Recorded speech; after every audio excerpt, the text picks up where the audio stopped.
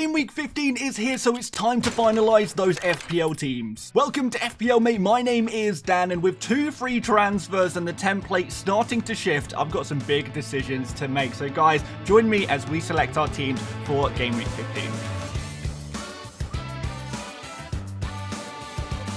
But first of all, a look at Game Week 14. For a lot of people, this was a game week of dread. Yes, not too many players really scoring a lot of FPL points, with some major template players really blanking this week. And a lot of people went for the Palmer captain rather than Salah, and let's just say that did not pay off. So congratulations to anyone who did captain Salah. Certainly around my rank, it seemed most people were actually captaining Salah. So I was a little bit differential there, and that did end up ultimately costing me a small red arrow. But overall, given that it was such a rough game week for us Palmer captainers, I think I have just about gotten away with this one, having Palmer and Salah at least, Rodgers with an auto sub on for Jackson, João Pedro with an assist, and Kirkes with a nice clean sheet and 2 bonus points. Really the hero for my game week. Of course, I did end up making the transfer of Isak to Jackson. Yes, I gave in to the FOMO, and guess what happened? Jackson was benched, Isak with a goal and an assist in that game. But at least I got Rodgers off the bench, which kind of numbs the pain a little bit. And believe me, there was a lot of pain on Wednesday when I saw the team sheets. I felt really disappointed. But here we are, guys. This is where we're at. A small red arrow, but certainly nothing too significant and nothing we can't bounce back from very, very well. In general, I still do like my team, but with 2 free transfers, there might be a couple of tweaks that I'd quite like to make. But before we look at my team, you're on a yellow card right now if you haven't liked the video. One more yellow and you will be off with a red. So like that video and do subscribe if you want to follow along with my team each and every game week. Let's get going with my team selection. Okay guys, so like I mentioned, we do have 2 free transfers, 0.5 in the bank, and the team value is increasing, which is very positive to see indeed. Let's start off in goal, and we have got Verbruggen against Leicester next. And if I'm totally honest with you guys, I've not been totally happy with Verbruggen and more importantly, the Brighton defence in recent game weeks. It seems like they're playing such a risky style of football at the back that mistakes are being made, and as a result, they are conceding goals. The defence, even in these favourable fixtures, is not improving as much as I hoped that it would. But we have still got more favourable fixtures to come, so I do wonder if they can pick it up just a little bit, maybe get some more saves, maybe get the odd clean sheet in here, because I'm not sure if I want to make a goalkeeper transfer, but it is something on the back of my mind. I'd like to get another Arsenal defensive asset in, and it could be that Raya is the solution to my problems, depending on what I do with the rest of my team. But let's go into defence.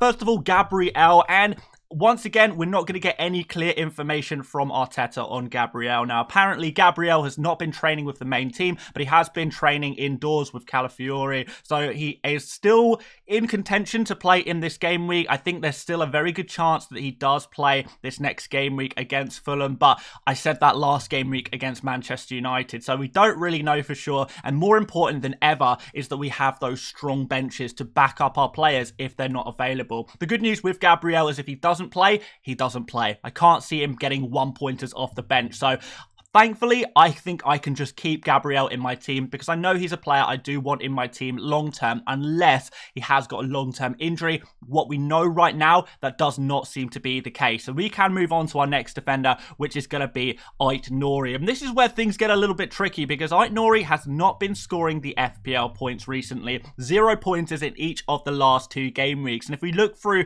his attacking numbers as well, they have not been there at all. He's not really looked very likely to get goals or assists in recent game weeks. But I wonder if this is a little bit misleading in a way, because what we have seen from Wolves, particularly in the last 2 games, yes, they've conceded 4 goals in each of those last 2 games, but in the game against Bournemouth, 3 of those goals were penalties, so that is quite significant. We also saw in the last game against Everton, we saw a free kick goal, a wonder strike from Mangala, I believe it was, and 2 own goals from Craig Dawson. So it's maybe slightly misleading. I'm looking through the season numbers for Wolves' defence, and we see they've had 21.1 21.2 non-penalty goals, expected goals against, which is nowhere near the 36 goals that they actually have conceded. So although we probably look at Wolves and think this is the worst defense in the Premier League, the numbers are suggesting something slightly different and that maybe they have been a bit unlucky. In fact, their numbers are pretty similar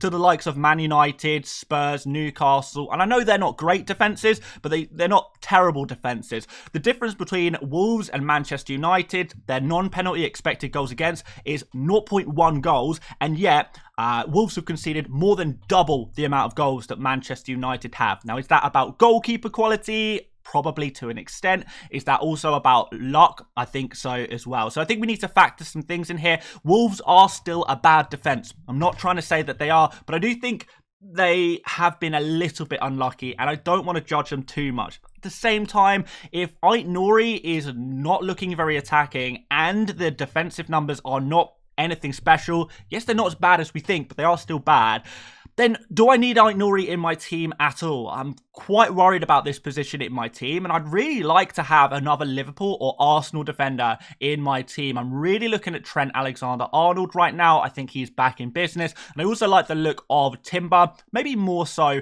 from game week 16 onwards, getting this Fulham fixture out of the way because Fulham have proven that they are quite a good side. But anyway, we can move on to our next player, who is Kerkez against Ipswich. We like this player at the moment. No problems about Kerkez. More than happy to play this guy. So looking through some numbers in recent game weeks, we are seeing that Kerkez is one of the more attacking defenders in the Premier League. I've looked at the past 6 game weeks data for expected goal involvements, and we see Kerkez sits here with 1 expected goal involvement during this time. He's actually got 1 goal and 2 assists during this period. He has created 3 big chances, 9 key passes, and has taken a couple of shots here as well. But in general, he looks good on bonus points as well last game week. And I think with those creative defenders, there's a cat behind me, by the way. I don't know if you can quite see him, but if you can, there you go, little cat in the background there.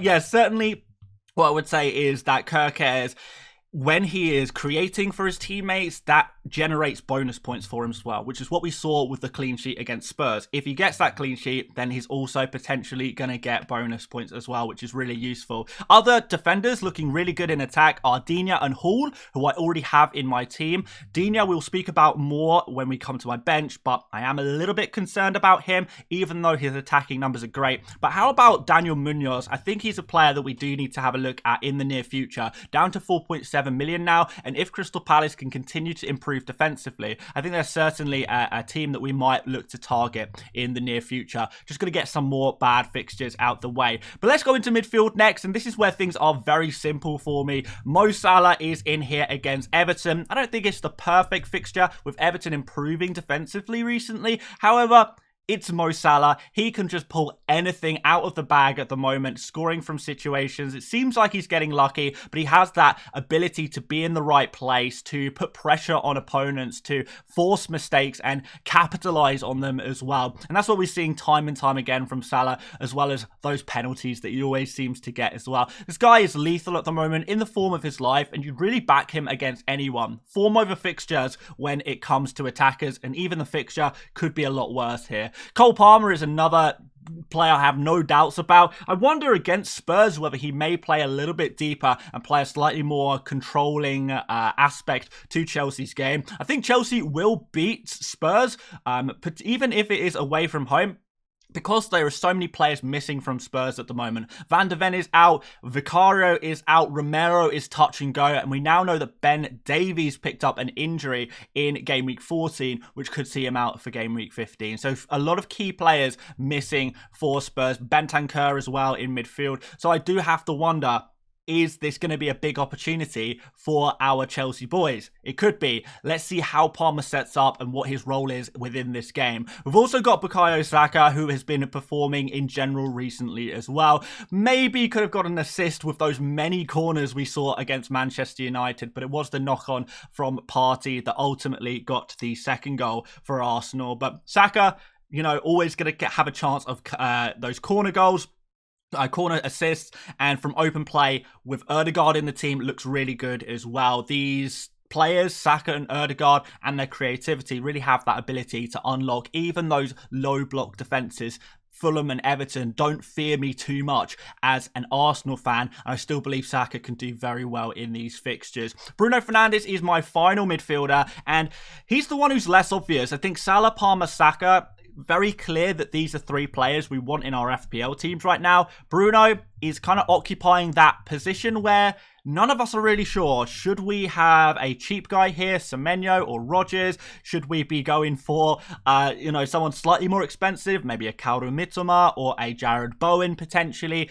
There's lots of options in this place, and I'm not sure what to do.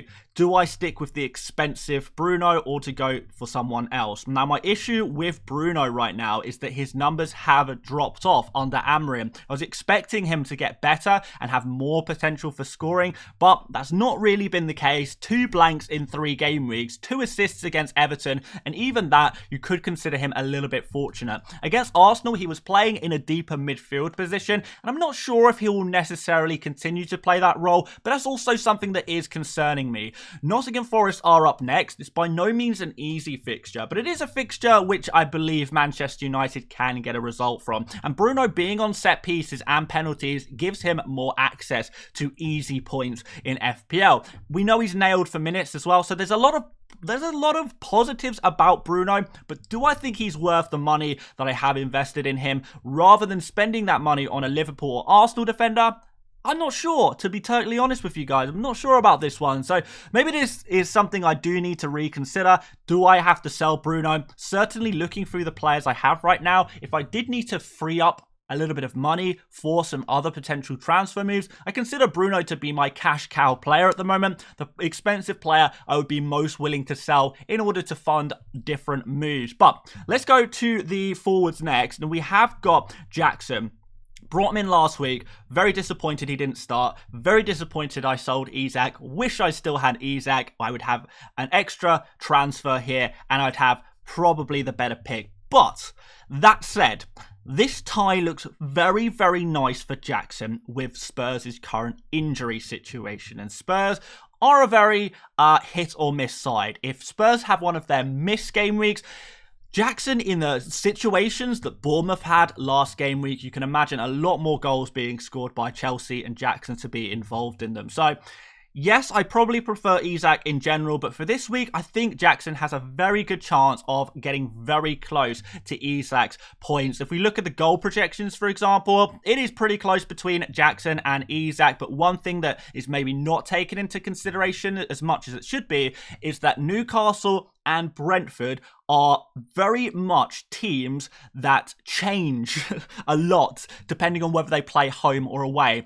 Newcastle are very good at home, not so good away. Brentford, very good at home, not so good away. And who is the home fixture this week? Well, Brentford play at home, Newcastle play away. So the ball is in Brentford's court, I would say, for this result. And I think Jackson playing for a Chelsea side who has a lot of opportunities against Spurs may actually have an easier time than Isak playing away against Brentford. Just my opinion, but I do still think it is very close between the two players. But we've made our bed here. I think it's probably not too much point selling Jackson back to Isak.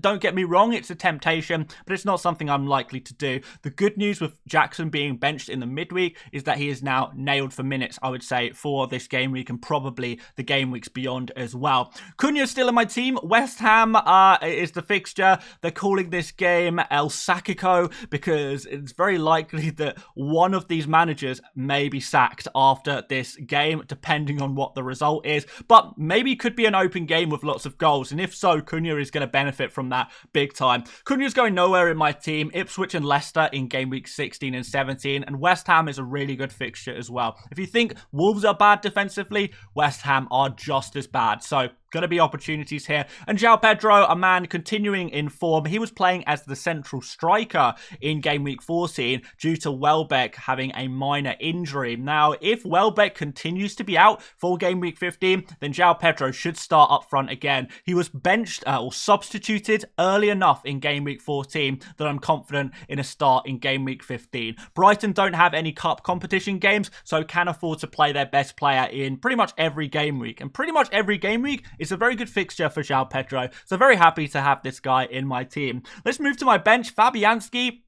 Don't think I want to go there, to be honest. I'm really backing Cunha to score in this game, so I'm gonna bet on Verbruggen in this particular game week. Rodgers is a super interesting one, so let's talk about Rodgers and Digne as a pair here, really. And I'll bring up Aston Villa's fixture schedule. So both of these players have played a lot of minutes recently, and up next we have Southampton. That's going to be tomorrow on Saturday. Then on Tuesday, Aston Villa have a crucial Champions League game against German side RB Leipzig, followed by the difficult Nottingham Forest away fixture on Saturday the 14th. After that, Aston Villa play Man City, and then Newcastle, and then Brighton. There are some tough games in this 6-game period in all competitions, and it has to be said, Southampton, with respect, are the easiest fixtures. If you're going to rest your key players in any game week, this would be the one you do it in. And even though Watkins is also at some risk, because Watkins was substituted a little bit earlier against Southampton, I'm far more worried about Rodgers and Digne. I think Duran maybe comes in for Rodgers. I think Maatsen maybe comes in for Digne. I'm not saying it will definitely happen. I'm not convinced either way, but there is significant risk here, and it is a game I don't really want to play, to be honest. So there's definitely an argument to say, just play Digne. There's a chance he starts, and even if he doesn't start, then, maybe it could be a good thing if he gets subbed early. If Digne gets subbed at 65 minutes, maybe that locks in a clean sheet if there's a late goal later on in the game. With Rodgers, not so much, because, if he comes off early, that's less opportunity to get attacking returns, and that's what it's all about for those real attacking options. But what if they don't play? What if they don't play? It's so risky with these guys. Digne, I can see outscoring or matching Ait-Nouri even if he doesn't start, but is it worth the risk? I've also got Gabriel. There's no guarantee Gabriel starts, so I may be dependent on Digne to come on and get some points. I may even go all the way down to Hall if Digne gets 0 minutes. It's so tough right now, and I don't really know what to do. So maybe a defender transfer is something I need to do right away. As for Hall, we mentioned before, I'm not too keen on playing a Newcastle defender away from home against a home Brentford team. They score goals in those games, so not totally convinced by that one. He's going to stay last on my bench. I am tempted to play my Aston Villa guys, but honestly, with the rotation risk, I'm not really sure it's worth benching any of my nailed-on guys that I do have in my starting 11 right now. So I think we're going to leave things right there. But there is a transfer idea I have. I don't know if I'm going to do it for sure, but I want to share it with you anyway. And that is to downgrade Bruno Fernandes to a cheap guy. I'm not exactly sure which cheap guy, but I'm looking at a budget of around 6.4 million. And if I go for someone 6.4 million or less, I can still afford to upgrade Jackson to Isak later on if I choose to. I want to keep that option open for myself. So a midfielder, 6.4 or less, I'm looking at maybe a very boring Semenyo. I could go crazy with someone like maybe a Neto at Chelsea. Some people might be looking at Iwobi. Not really too convinced by his fixtures, so I won't be going there. But there is one other player I quite like in order to free up the budget to upgrade one of Digne, but more likely Ait-Nouri up to Trent Alexander-Arnold, and that is Kudus.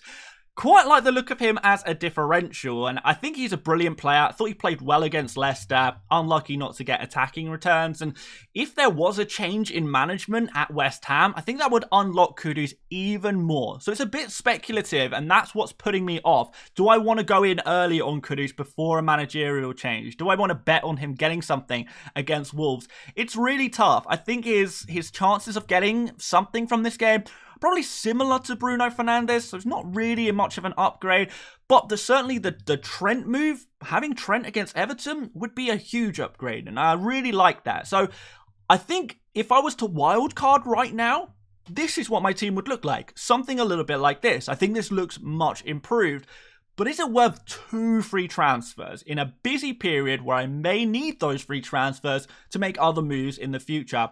It is tough right now. I like the look of these moves. I can't work out if it's worth spending the 2 transfers though, because ultimately I could play Digne, I could play Hall. Would be the worst idea in the world. It's not perfect, but it's fine. Maybe they could do better than Ait-Nouri. I'm not sure. By the way, the reason why I would sell Aït-Nouri instead of, instead of Digne is because I actually think I can pretty much depend on Hall and Kerkez every week. These two guys would just rotate alongside Gabriel and Trent playing every single game week, but more so later down the line, I think when the fixtures are less congested, it will be more easy to predict Digne's minutes, when he's going to start, when he's not going to start. Digne has much better long-term fixtures because very, very soon Wolves fixtures turn terrible, and I know I'm not going to want Aït-Nouri for the long term, so maybe it would make sense to just sell him now and stick with a rotation between Hall and Kerkez in my third defensive slot, and bring Digne back in when I'm more convinced by his minutes. I think that will happen at some point, because ultimately I do like Digne as an FPL asset. I think he is brilliant in attack, a set piece taker, creative, bonus points if there is clean sheets. And yes, there hasn't been a huge amount of clean sheets, but the Aston Villa defensive data is some of the better data in the Premier League this season. So I think clean sheets are only a matter of time away, and it could be that when Onana is back, when Mings and Kamara and everyone is there, we will see more clean sheets for Aston Villa when they've got a full strength squad, particularly in the defensive area. So that is definitely something I am thinking about right now. Whether I will pull the trigger on this double move, I'm not so sure. I definitely prefer my team after these moves, but is it worth the 2 free transfers? I'd love to hear from you guys what you think about these potential moves I'm thinking about. And guys, also, captaincy, well, it's got to be Salah, right? I think we kind of made that obvious. Probably not going to bet against him again this week. We've learned our lesson from last game week. We'll throw the vice captain, though, on Cole Palmer against this Spurs team who are bare bones right now in their spine of their team. But I still haven't checked out all of the press conferences yet because I'm recording this a little bit earlier in the day. So open to change, and I'll let you guys know if anything does change within my team, of course. So looking at my Fantasy Football Hub team rating, we are still on 97%, which I do think is pretty strong. A small decrease because of Gabriel's potential injury. We also see Jackson, his expected points have dropped after that benching last game week because we now have to take into consideration the rotation risk, which does damage his expected, or his predicted points, should I say. It is saying that I should bench Rodgers out of my attackers, though, so I think that makes sense. 4.7 points predicted for Rodgers. Everyone else is above that. Verbruggen and Fabianski, identical predicted points here. So I think I go with Verbruggen and back Cunha against Fabianski. I think that makes sense. And it is suggesting that Digne is going to be my highest scoring defender this week. And I certainly agree, if Digne starts, he has huge potential to be my top scoring defender this week. So yeah, that just gives me more and more headaches, to be honest. Certainly, if we go on our AI transfers, I did already check this out today. I always, if I want a little transfer tip, I always go to Hub and see what it's asked or what it's offering me. And it is saying Jackson to Isak could be a good transfer. And I think I'll probably wait until after this game week because we can see Jackson 5.1 predicted points. Jackson 5.1 predicted points, Isak 5.8 predicted points. That is not enough of a difference for me to jump on a transfer there, but it does start to divulge a little bit more after that with game week 16 and 17. A little bit more of a gap there between their predicted points. So yeah, not sure. After that, it does tighten up a bit. But overall, we can see that Isak's green line here is slightly better. Looks slightly better for predicted points. I do tend to agree with that as well. Isak, better data, more nailed on, you would say, penalty taker. All of these things have to factor in. And actually, in game week 16 and 17, the fixtures are better for Isak. Even in game week 15, some people might debate that Isak has the better fixture, but I think we have to take that with a little bit of context. But always nice to get the suggestions regardless. But Let's see what to do here. I'm really not sure about defenders and whether to make that double transfer. You guys will have to let me know what you think, and maybe you can help me out a little bit with what to do. But if you've got any questions about your own team as well, please do let me know. You can check out Fantasy Football Hub's tool. Still get the access to a free trial and a discount if you want to get the full long-term plan. Still a discount going on right now. So check out the link in the description for that. And if you enjoyed the video, do drop a like, do subscribe if you're new around here. Check out yesterday's video if you want to as well, and I will see you later, mates. Bye bye.